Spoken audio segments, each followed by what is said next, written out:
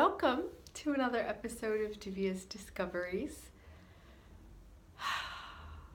I just exhaled a bit of jalapeno there. I just ate a burrito and so I can feel the spiciness lingering. But never mind.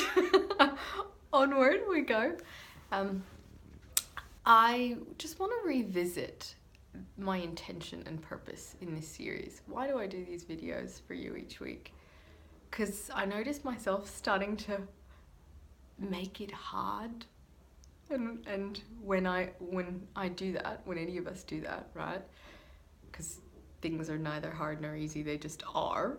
And if we can make them feel hard, then that's a great opportunity to explore and revisit. So for me, what I was asking myself is, what's the intention of this series? To connect back to that intention. And really all it is so that I can I can model for those of you who aren't on the diamond package and don't have as much access to me. What are some of the ways that I work through stuff in my life, and to give you a glimpse and a perspective into some of the insights that I've had, so that you can have another touch point of me, and that's all it is. So I'd love to share with you some of the things that I've learned this weekend. I did a training with Marvin Oka, who's one of the founders of the mBraining methodology, the multiple brain integration techniques, which I'm a big fan of. And if you've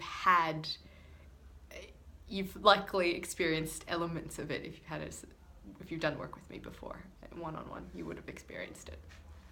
And so he did a workshop this weekend on generative mindfulness and how that applies to mBraining. And so I'm going to simplify for you some of the core takeaways for me. One key takeaway is that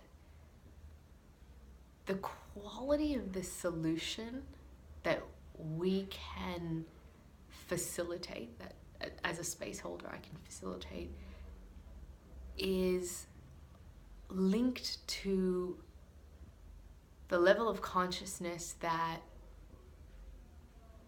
the person has access to. So, for example, when we're still in the space of experiencing problem, the solution that we can access will usually be in reference to that problem. So we would say, when asked, what would you like instead? Your ideal outcome is, I want this problem to go away. I want solution. I don't want to experience this anymore. So referencing that. Whereas if we elevate consciousness first and then do the approach, it's a completely different quality, because it may be something totally disconnected from the problem, and the problem often just disappears on its own. So that was a really good reminder of that. And so how do we elevate consciousness? Well, one really simple way is to come back to the breath. Even steady breathing is one way. It starts from the autonomic nervous system being in balance. And that's when the inhales are the same length as the exhales. Most of us, if we're busy in our lives, we don't notice our breathing unless we, take 10 minutes in meditation in the morning and in the evening. What about the rest of the time throughout the day? How conscious are we of our breaths as we move through the day? Anytime we notice any tension or tightness in the body, that's a really great opportunity to check in with the breath and notice if we're holding on to anything, and regulate the breath. Begin from even breathing. And from that state of mind, we can access so much more of our highest expressions: compassion, creativity, courage. These are the highest expressions of the heart brain compassion, head brain creativity, and gut brain courage, so that we can make the wisest decisions available to us and be in the most quality way.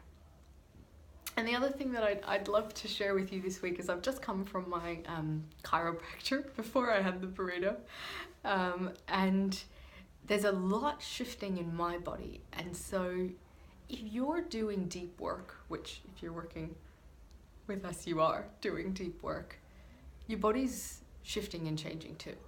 So it helps sometimes to consult a qualified healthcare practitioner and to support you in that. If you're noticing movement differently, tension often releases, all kinds of stuff shifts in the body, because it's one cybernetic loop between the psychology and the physiology. So I invite you to get a checkup of sorts if you haven't done that recently, whether it's through a chiropractor, physiologist, massage therapist, however you choose to do it, kinesiologist, or a body talk practitioner also works well. So just inviting you to connect in with the body and to use the breath to facilitate the wisest decision making in you possible. And that's it for me this week. Hope you have brilliant, interesting, epic adventures, and I look forward to your feedback.